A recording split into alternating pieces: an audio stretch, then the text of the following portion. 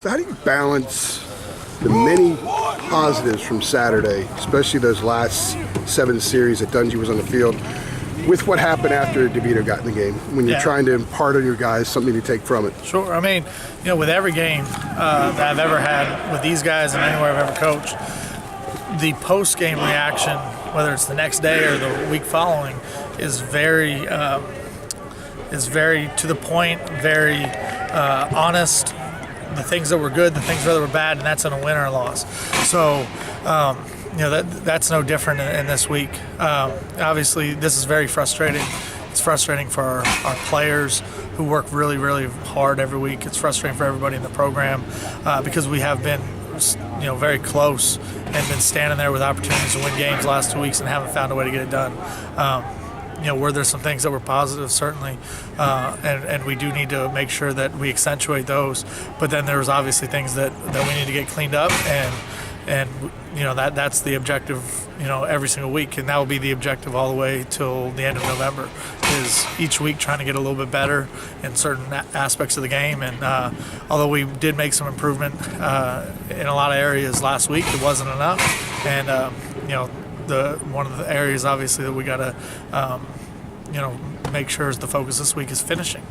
We've had 2 weeks in a row where we had opportunities to finish and we didn't. So that's been a big point of emphasis, like it always is, and we're going to have another opportunity, and we'll probably be in that situation again this year, and we've got to finish. The musical chairs at defensive end continues, but now at least you have Malik the rest of the way. How comforting is it to know you've got a guy like that out there, especially the way Jason's playing? You got 2 dudes that can get to the quarterback a lot. Yeah, no, having Malik back is going to be great. It's disappointing that we haven't been able to be a full complement, because I think that group could be pretty special up front. If we ever had AC and Tamon and Alan Cater and Malik all together, but turns out now that's not really going to be the case. But so this week Malik's back, and I'm excited about that because he's brought a lot to the table, and we'll have these guys ready up front to play again this week. You mentioned Cater. Let me stand. You mentioned Cater. He got injured the other day. Is there a possibility of a waiver thing this week because Hopper's out and maybe Cater's out? Yeah, I'll let Coach Fedor kind of handle waivers and those things. But right now the plan is to continue on as of before. So Malik being back, and we'll see what we do tomorrow. What did you see from Papuchis? He had that interception. It looked like he played one of his best games as well. Yeah, Papuchis did a lot of good things. He continues to improve. One of the things interesting I think about Patrice is he played as a true freshman. And there's a huge learning curve when you do that. And I thought last year there was certainly stretches of the season you could see his improvement, and then this year I've seen him get a little bit better every week. So it's always a work in progress, and he's continued to improve. And I thought he played well. And he started to be productive. That's back-to-back weeks where he had interceptions. He also had a big fumble recovery. So I was pleased with some of the things that he did.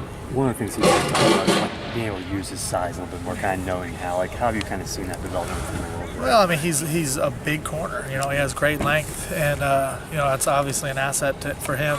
And he didn't always use his length to his advantage. If you don't use your hands and press, and you don't use your length, the advantage you inherently have is negated. He started to learn how to play and use his length, and I think that's obviously helped him.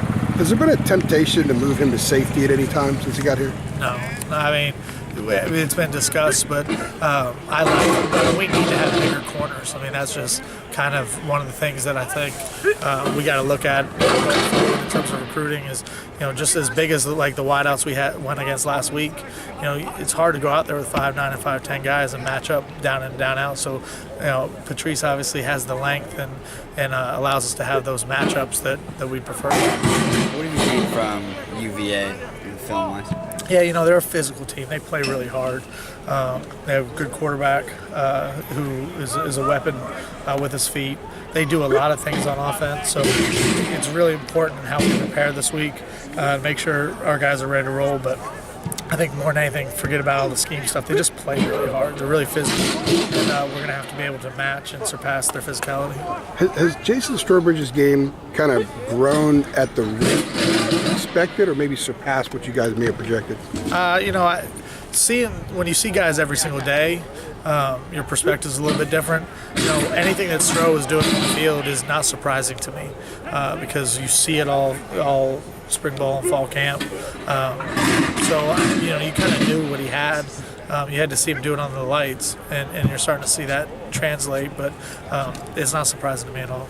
Just a little off Last topic, one for but Coach. how do you decide if a coach is in the box upstairs or on the field, and how does that change over the course of the season? Well, a lot of that is decided obviously in terms of what your responsibilities are going to be in terms of watching your position, your group, what do they need. If you have a young group of players, you might need to be on the field with them so you can kind of look them in the eye and coach them through it. If you have a more veteran group, maybe you can be more in the box. But there's a lot of factors that go into it. More specifically, are you asking for a specific reason, or? Is there a big difference from what you can see as a coach from the box versus on You the can field? see a lot. You can see a lot more than the picture from the box.